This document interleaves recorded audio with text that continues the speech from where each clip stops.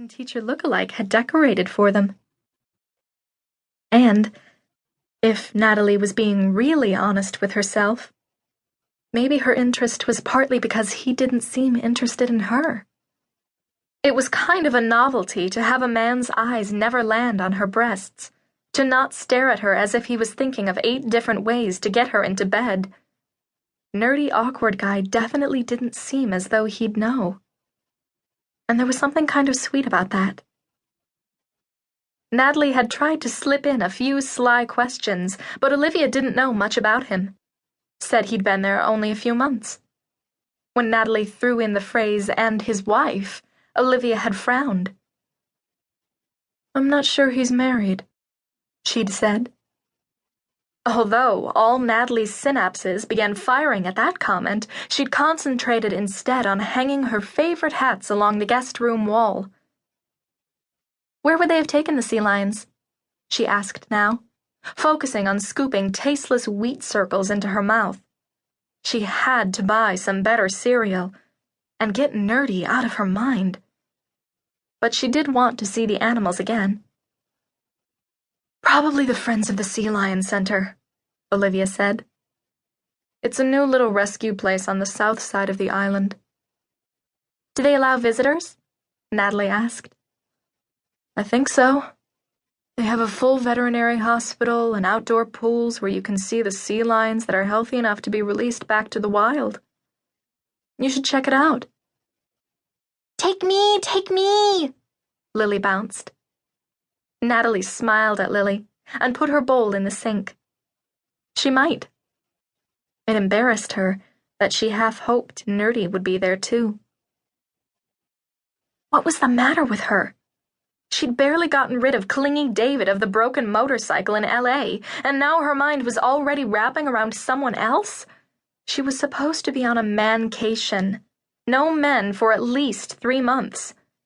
She just needed to step back, reevaluate her life, and figure out why it had stalled at 27.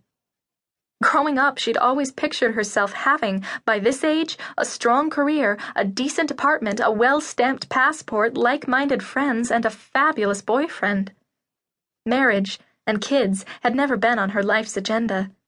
The phrase settling down had always made her feel rebellious. But she did hope to have some kind of exciting forward momentum by now. A purpose? A goal? A life philosophy? Instead, all she had was a long string of disappointing dates, 3 pink slips, 2 eviction notices, 5 engaged girlfriends who could talk of nothing but wedding dresses, and a constantly packed suitcase, which was now at her mother's house, under her childhood bed, waiting for the next move. What street is the center on? She found herself asking anyway. Canyon Road. Natalie nodded. She would go just to see the animals.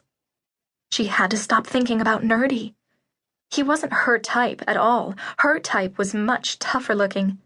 Facial hair that formed sharp, dangerous-looking angles, longer hair, tattoos.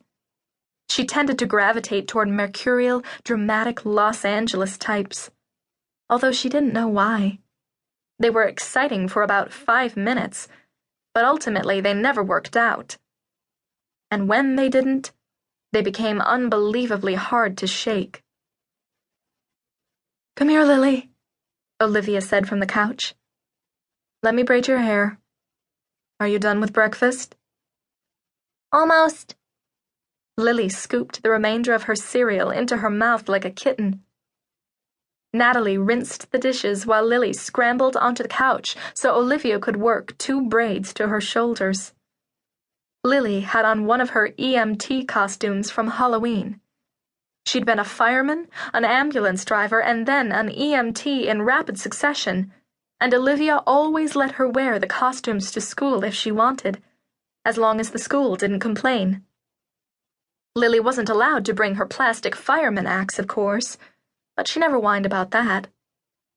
Natalie smiled now and handed Lily her pink-rimmed glasses. It would be relaxing to just hide here in Lavender Island for a bit with Olivia and Lily. She needed a vacation.